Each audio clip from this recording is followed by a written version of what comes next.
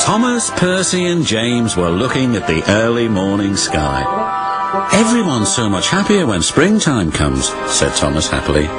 "Everyone except the Fat Controller," grumbled James. "He seems to be working us harder than ever. I'm tired of these coastal runs." "He just wants everything to be ready for the holidays," replied Percy. "Anyway, salty air makes me all cheerful in my smoke box." "Ah!" snorted James. "It's the countryside that really gets me fired up. It's the only place to be." And he puffed away to collect his fuel trucks from the docks. Thomas and Percy had to take some empty trucks to the scrapyards. As they were shunting their trucks into a siding, they saw an old coach. She looked very sad. "What are you doing here?" "They called me old slow coach and told me I wasn't useful anymore. Now only the mice ride in me." "Well, you may be dusty, but you look in perfect shape." The yard manager appeared. "Come along, I have trucks for you to take away." "Excuse me," said Percy's driver. "Can you tell us about this coach?" "Old slow coach, she's been here for years. She'll be broken up when we find the time," he replied. The engines were most dismayed. "We'll try and help you," said Thomas, but he didn't know how.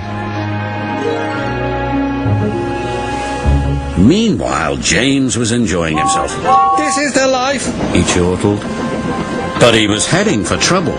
One of the fuel trucks was leaking. And suddenly it caught fire. "Help!" cried James. They reached the siding, and his driver gave the alarm. "It's fuel, and it's dangerous." As Thomas and Percy approached the junction, they saw the smoke and a guard waving a red flag.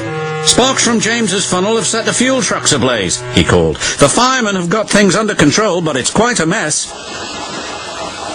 "You said the countryside run got you all fired up, James," said Percy. "But I didn't think he meant it in this way." "Ha!" snorted James. "It was the stupid truck's fault, not mine." "It's safe to proceed now," called the fireman. Thomas and Percy puffed slowly by, but now they felt sorry for James. It wasn't long before they reached the station.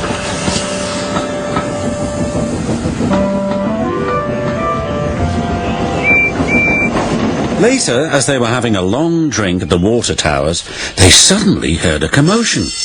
"What's the matter?" Thomas asked. "It's another fire at the workman's hut," replied Thomas's driver. "We'd better see what we can do."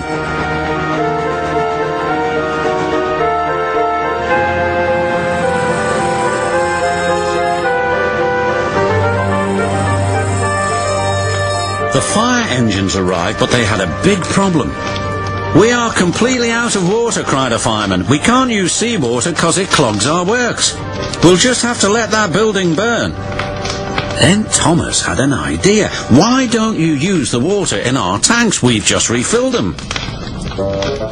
The fireman wasted no time. "You're very clever engines," chuckled their drivers. Soon the fire was out, but the hut where the workmen lived was destroyed.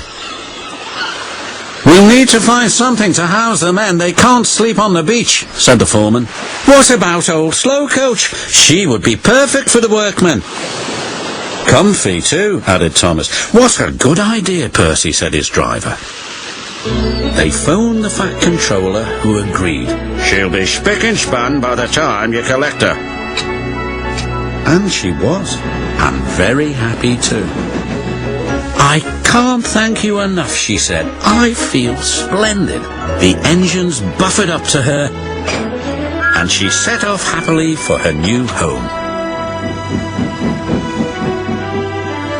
Everyone agreed there was nothing old or slow about Coach, and she will always be really useful indeed.